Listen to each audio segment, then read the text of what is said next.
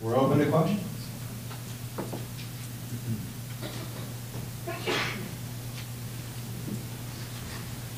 Earlier, someone asked about prevention for persistent pain, and I wonder if you might speak to some of the programs that other provinces try out in terms of the pilot inpatient program. Yeah. Yeah, so the question was about prevention, and I think that this is a great question. I think that as we start to talk about pain differently, we are actually preventing persistent pain by helping to change people's misunderstandings about the relationship between pain and harm so that they're not making that turn into chronicity. What Rebecca's referring to is we did a pilot at St. Vincent that I'm hoping will spread, where we put our pain education and relaxation videos up on patient TV monitors on one of the units at St. Vincent Hospital, and now they're up all over St. Vincent. And so the next step is to fully socialize that and train nursing and using it. Rehab, we now have inpatient rehab specialists in persistent pain who can address that. So it's a non-pharmacological intervention. In the case of somebody who's really down the path of chronicity, inpatient probably isn't quite the place for that sort of delivery of service. But if they just had acute pain and they just had, say, a knee surgery, it's awesome. It's like we're going to help reframe your understanding of what's normal and what to expect as you get better. Yeah, it's been helpful.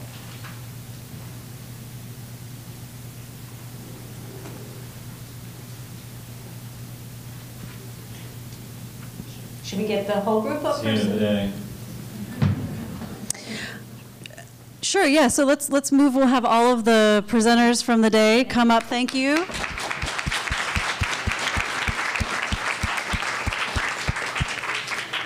And while they're going up, if I can just remind folks to complete your evaluations, and there's a box at the registration table that you can put them in on your way out along with your name tag.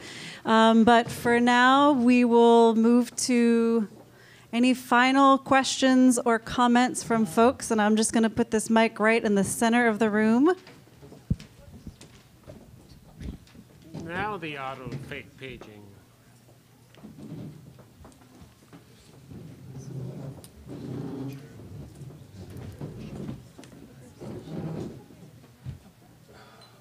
Good job. Great job.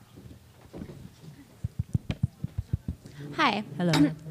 I was just wondering if there's from the organization that put this on today, if there's somebody who could maybe compile a list for people like primary care doctors in the community where they can refer to for things like Suboxone therapy or these amazing counselors that have experience with the treatments like they talked about, because I think access is a problem, and then especially for, I mean, sometimes I don't even know where to refer to, and then it's just difficult. So if those resources could be made available, like for somebody who's not part of Providence or Kaiser, it would be really helpful.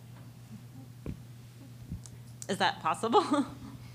Yeah, we can certainly do that. I think if we sort of poll different people at the table, you might get a discrete set of resources around different things, and then we could try to compile them and maybe send them out to the distribution list of the participants. Great That would question. be really good. Yeah. This is a question for Dr. Weimer, Dr. Anderson. Before I make that question, I would like to really thank everyone for the Star Trek pictures. But my complaint is Star Trek The Next Generation wasn't represented today. That's kind of a problem. Yeah, or Star Wars, too. I'm wondering if you guys could speak to any updated information on the TREAT Act. I'm a nurse practitioner. I'd like to prescribe buprenorphine, but I'm wondering if you guys have any updated info on it, where it's at. Well, my people in Washington, so I have been trying to advocate greatly for that for some years now. I've met with Congressman Blumenauer and his staff and have gotten their advocacy in that, and I think Wyden and who's the Merkel? Thank you. Also are supportive of that. if people don't know what he's referring to, is that only MDs and DOs can prescribe buprenorphine, and we have a limit on how many patients we can prescribe it to. It's the only medicine in the country. NPs and PAs cannot, which is just so utterly ridiculous. I can't describe my frustration at that. They can prescribe as much oxycodone and to as many patients as they care to, but they cannot prescribe life-saving medication.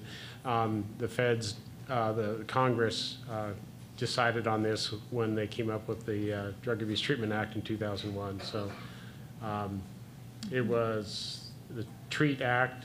It dated 2000 originally. But you mean, oh, Yeah. the act now? Yeah, it's the TREAT Act. I think it made it through the House, but Did then it? I Okay. didn't hear anything else about it for I mean, this was months. a legislation that was bipartisan. I mean, Rand Paul and Senator Martley, a Democrat from Massachusetts, both sponsored this bill. So if something's got, in this day and age, that kind of co-sponsorship, you know, it should go through. So we're very hopeful that that will happen this year.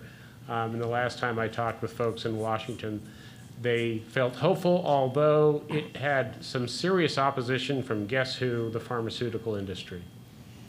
Why? And there's also Why? Yeah, I Because- mean, if there's more of us prescribing it, wouldn't they make more money? No, they don't want the people who are addicted to opiates to get better. They don't want them to get off. Correct. That's pleasant. There's Isn't that lovely?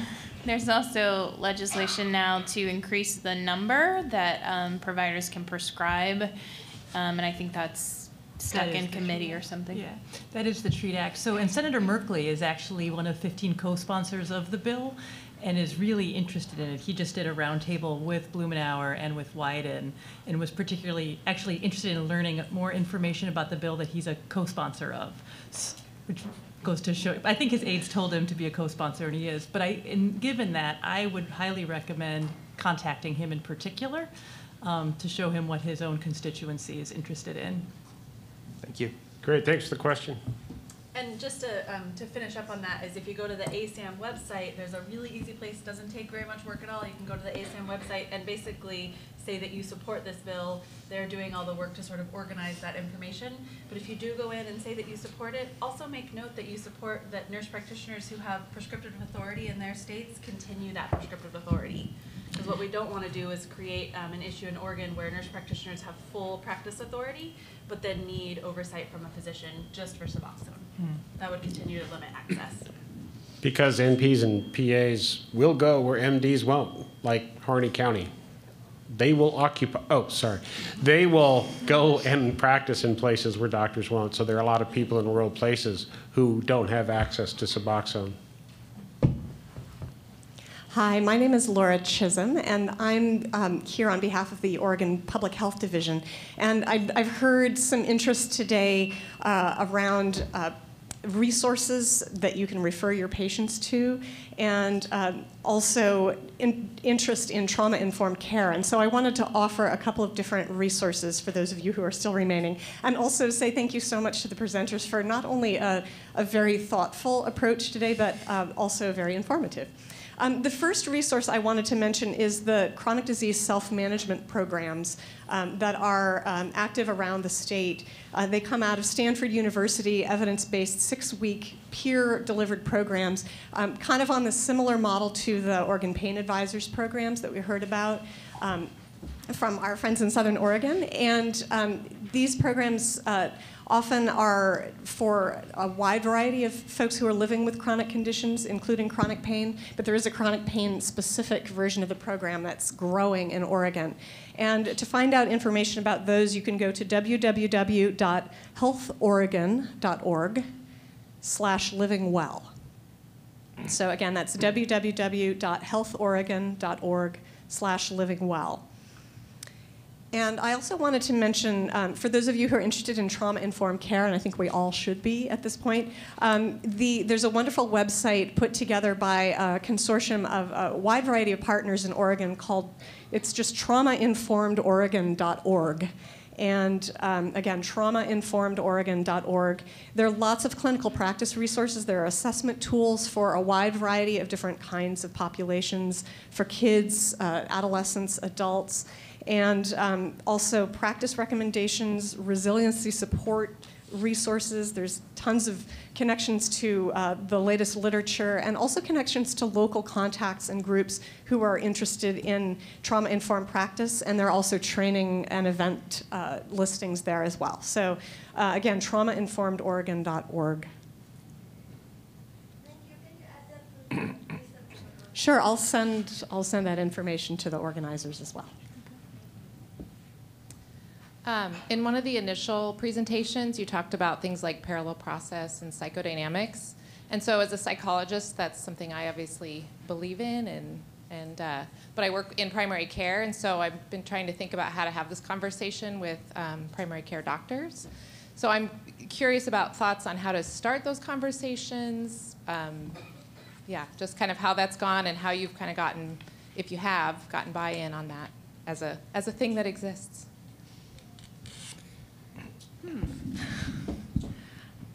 So here's what I noticed with primary care providers, that when I approach them about their prescribing practices, which is sort of what I'm in the business of doing right now as a CCO, that oftentimes I sort of have to go through the motion of checking off sort of all the other things that seem to come up for them around what the barriers are around their prescribing practices. And I'm working with a provider right now where she's convinced that it's all the other providers prescribing higher doses and it's not her. And I really believe that's her perspective and that's her truth, right? And so often what I do is I start there and just sort of start checking things off and really just coming in with that lots of validation and, you know, that curiosity, right? Is there anything else that you might imagine could be going on here? Sharing stories at some point when it feels safe. Other providers have told me this, right? So, and then I don't know what your story is, but these are some of the things that other people have told me. So it's really delicate work and lots of validation and compassion and curiosity. If that answers your question. Others, feel free to chime in.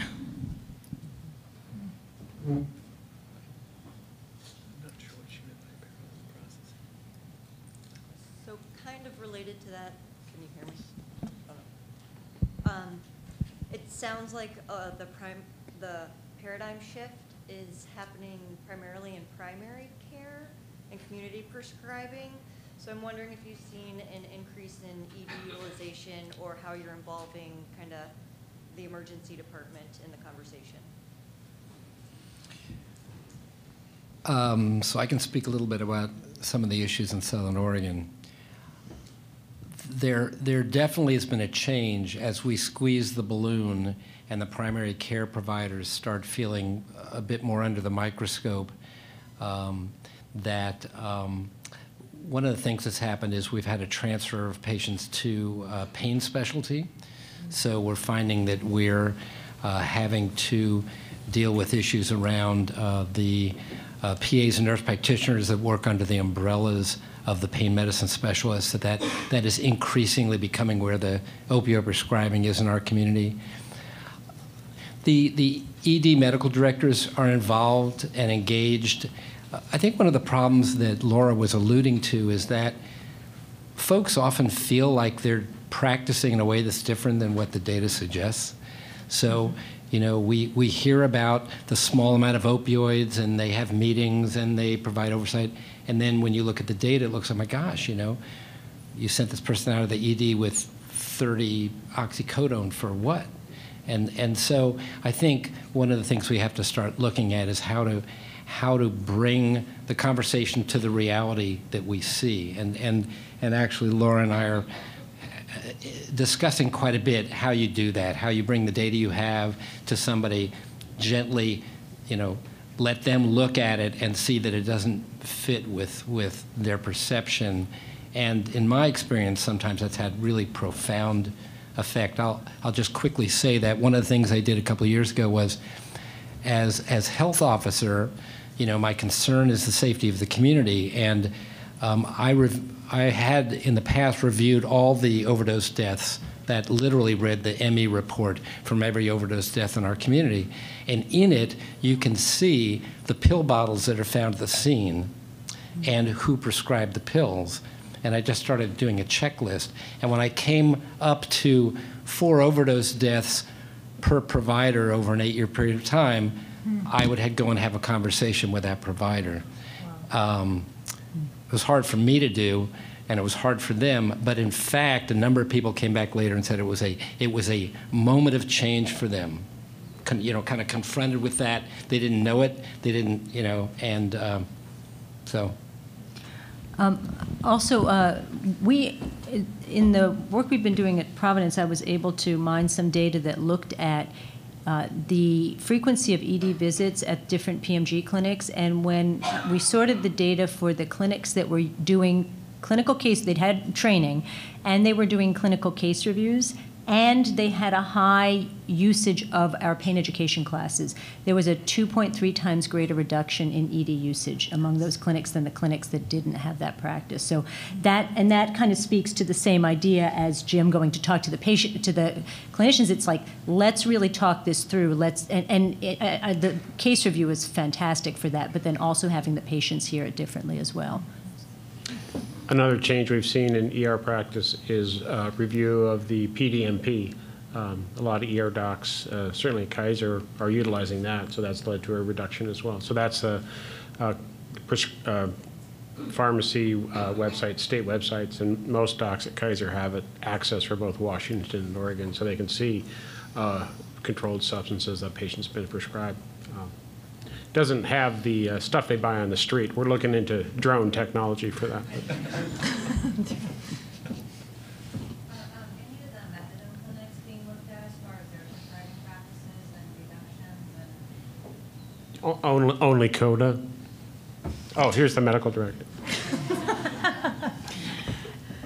Your question is there concern that methadone doses are too high in a methadone program? So methadone programs only prescribe methadone, and you can't find that prescription history in the prescription drug monitoring. And our focus in a methadone program is quite different. Our focus is on abstinence from illicit opioid use, and in some patients you have to, each patient is individually looked at to see if they're on an appropriate dose. And at our own program, we work with patients to make sure that they're abstinent and make sure that they're working their program and those sorts of things. But I don't know that there's any program that's looking at methadone dose specifically. That's a more complicated issue, I think. As a follow-up to that would be, as prior care provider, when we go in our patients or in methadone, there's no way for us to check. We prescribe them medications that they have in their app, and what we can double check. I just don't see the rationality.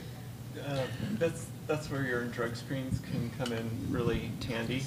But if we're not prescribing opioids, really is no reason for us, or not even a home for us to use for insurance to pay for the drug screen. Well, if we're a primary care provider, we're treating them for CHF and they're already on methadone, I give that patient Lasix, I would kill that patient. And I'm not aware, I don't have a way to monitor that. So I really don't understand why the field is like that. It's kept in the dark, the providers are kept in the dark with their methadone treatment plan, when we're potentially going to give this patient medications that can interact with that medication. So you can always get a release of ask the patient for a release of information. So you can not necessarily require it, but you can say, I'm prescribing medication that interacts with your methadone, so it's important that I have a relationship with your methadone program. And I can say that in our methadone program, we regularly, actually for all of our patients, get releases of information to speak with their primary care providers, and we routinely reach out to the primary care to try to make sure our patients are remaining safe. But yes, there's extra protection, federal protection, 42 CFR, to protect addiction care. That being said, I think this is part of making addiction more a medical, understanding its actual medical illness, and that it's important that we're having conversations with primary care and that our patients are accessing primary care. So yeah, there are patients who will not want you to know that they're on methadone because they are afraid of stigma, and they're afraid of you not providing them the care that they need. And that's really based on that idea that addiction is, this other thing that's not really a medical illness. So the way I approach it, as both a primary care provider and an addiction medicine provider, is I say, again, it's really important I understand how you're doing in your methadone program. It's important that your methadone program knows what I'm prescribing to you so that you're safe. If your kidney function is reducing or your liver function is reducing, that matters. And I would reach out to the methadone programs. Most of us in methadone programs here, I could say, I think speak pretty freely for the other medical directors of methadone programs in the city, that any of us would be happy to entertain a call from any primary care provider who had concerns about a patient. I understand that. It's just that sometimes we see, we've got, say, a panel of 2,000 patients, and I don't know who of those 2,000 patients actually are on methadone. They may not even say it at all. I may not even have an inkling that they're on it, and I'm treating them for this bunch of other chronic illnesses. That's where my concern is. There are a few patients who would say, yes, I'm on methadone, but if they know that they're actually protected not to divulge that information, they typically don't. I don't even know who amongst my patients are on methadone that are telling me they're on it. So I think safety, I don't think that regulation is actually taking a patient. That's right. I mean, that law was written originally to protect people from arrest and so 42 CFR was written years ago, and it's far outlived its purpose for why it was written. So, but we have to live with it. If it makes you feel better, they are revising 42 CFR, and current revisions will actually allow primary care and addiction medicine to speak more freely. And I believe, if I remember correctly, they're considering doing away with the release of information that's necessary for a primary care provider. So that may be changing in the future. It has not been passed yet, but there are revisions to 42 CFR that are being entertained at this time.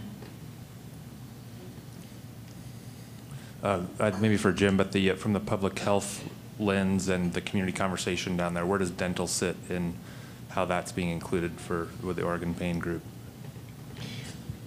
Was your question, is dental at the table as we have the conversation? Yeah, I guess if that's not much.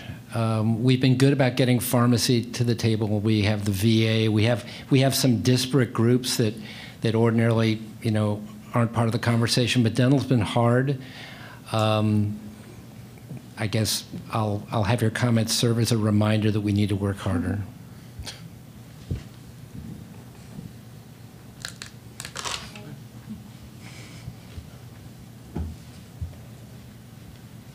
Go ahead. My question is for Dr. Weimar. So I'm one of the buprenorphine prescribers at the Old Town Clinic, and often I have patients that are on methadone that want to get on Suboxone or buprenorphine.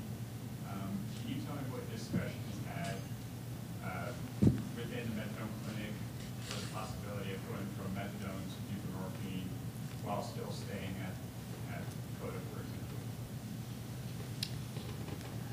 So is the question, who's appropriate to transition from methadone to Suboxone? Well, I've had patients that say, well, this patient was at Allied, and he had told me that they will only do it for people that have been using for less than 2 years. They'll only go up to 4 milligrams, and if you've ever injected, that you cannot go from methadone to buprenorphine. And I don't know, I haven't verified that, and so I was wondering, We do not have those regulations. We, speaking for my own methadone program for CODA, we talk to the individual, see where they're at, see if it's appropriate. We don't necessarily recommend it in somebody who's not really doing well on methadone. There may be certain cases where we do recommend it, say in a patient who's maybe not doing well, but also having lots of harms like QTC prolongation or somnolence or things like that. So we do an evaluation individually. Currently, thankfully, we're at the point where now we're able to offer all 3 FDA-approved medications for opioid use disorder when someone walks in the door. So when they walk in the door and they want help, we can actually determine what the best modality of treatment is. Whereas before we were only able to offer methadone, now we can offer all 3 modalities. And I think that's really best because one person may be much more appropriate for naltrexone versus methadone or buprenorphine versus methadone. As a medical director of another methadone clinic in our area, we have about 700 clients, 200 are on buprenorphine, and 500 are on methadone. I'm mostly saying this in case you have questions afterwards, but we don't, we kind of play it by ear, and there's no hard and fast rules, no absolute dosages, and no absolute, patients that can't transition from one to the other. And for me at Kaiser, it's more a matter of their dose of methadone to be able to make a transition. And it's not someone who's, but I won't have someone who's failing miserably and is being discharged from Allied because they, got in a fight in the lobby or brought a weapon. And, no, it's someone who's doing well and wants to transition. Yeah. So it's a matter of dose. Is Allied a methadone clinic in the Portland area? Yeah. Yes. Well, it's The CRC CRC. now, so. Okay. Yeah. Yeah, CRC. There you go. 5 clicks. Yeah. Thank you so much for the event today. It was very, very informational, very, very helpful. I'd like to really take it back to my team. One of the big things that is a barrier, and a lot of this has to do with stakeholders, particularly a lot of our patients with both addiction piece, chronic pain, mental health issue are, care organ. And they typically only have limited ability to get into services. Maybe physical therapy, if they're very, very high dose on opioids or a very difficult case, there's also only one visit to pain specialty, which they probably would actually be the ones to benefit from that comprehensive pain plan with all those behavioral treatment, psychiatry. So I'm not sure how much of a push the stakeholders get from various people involved in getting the pendulum swung to the other direction. At the state level, there is in process a change in regulations around coverage for Oregon Health Plan patients with persistent back pain, which has traditionally been all falling below the line.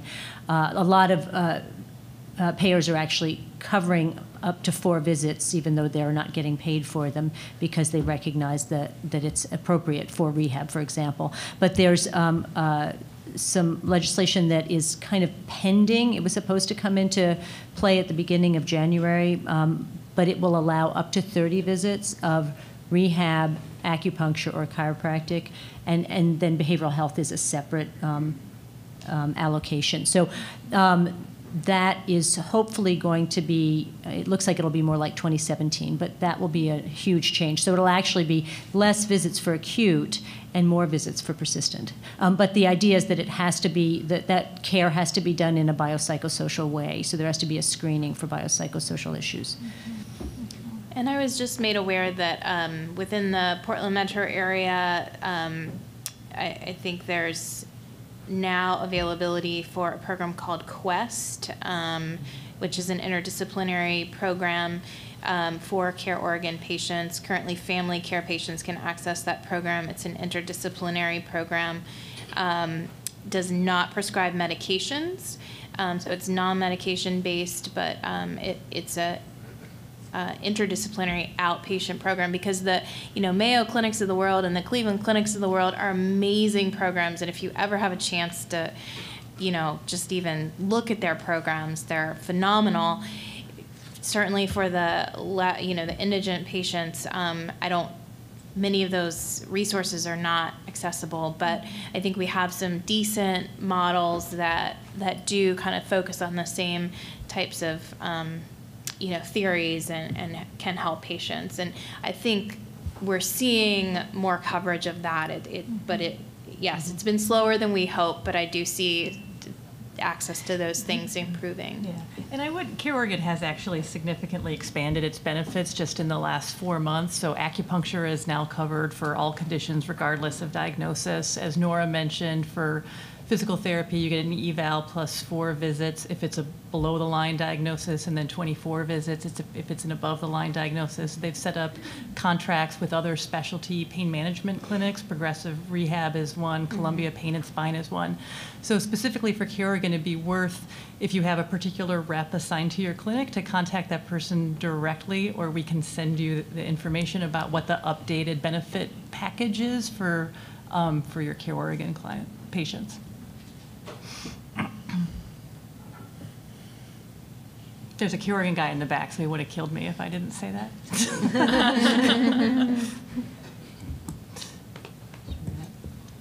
Cool. Good. Anything? I guess that'll wrap it up for those of you who sort of stayed the distance. Thank you so much, and I cannot say enough about our amazing group of people who put in a lot of hours to do this. So thank you.